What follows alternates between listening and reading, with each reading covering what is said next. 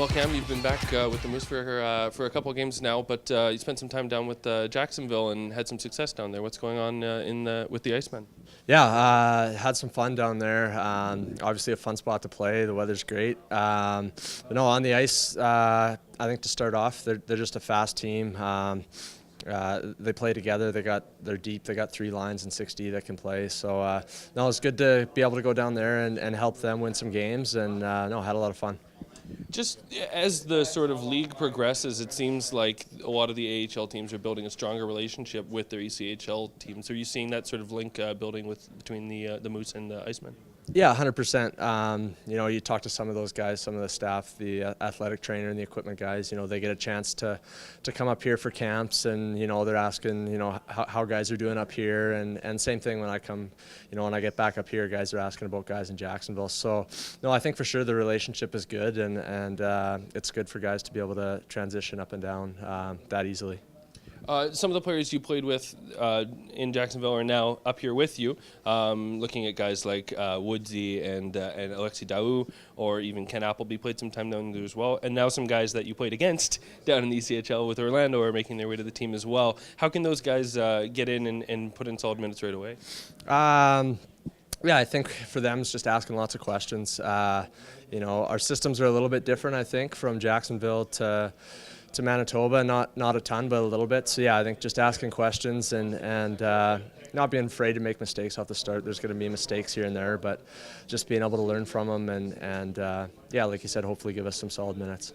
I'll ask you to put on your coach's hat for a second. When you have a guy like Cam Maclise, who is well versed in your systems, played a lot of games with your team last year, that you're able to bring up in a pinch and put into all sorts of different situations, how valuable is it to have that versatility? Yeah, I think with that experience, it makes it a little bit easier for me to step in. Even joining a different system down in Jacksonville, like you said, I think playing those games last year helped me when I came back. Is easy to adjust, and the Moose system is something I know. I asked Coach about this after the last game, but the team you were playing on with this group last year versus the team right now, pretty stark difference. But on the ice, what's the difference in how you're going to get success? I think this year, we're going to have to score goals in little different ways. You could argue last year we had a little more high-end skill, maybe a few more flashy plays. But I think this year it's just going to be simple. We talked about it today. We need to have more shots on net. I think least goals in the league, I'm pretty sure, and our shot totals aren't where they want to be. So I think that's the focus for us, is just getting pucks to the net and finding ways to get goals. Special teams was a big part of the weekend against Toronto. That's somewhere where you've been comfortable as well. How are you fitting back in there?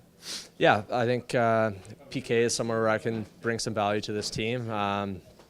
Yeah, something I take pride in and enjoy doing.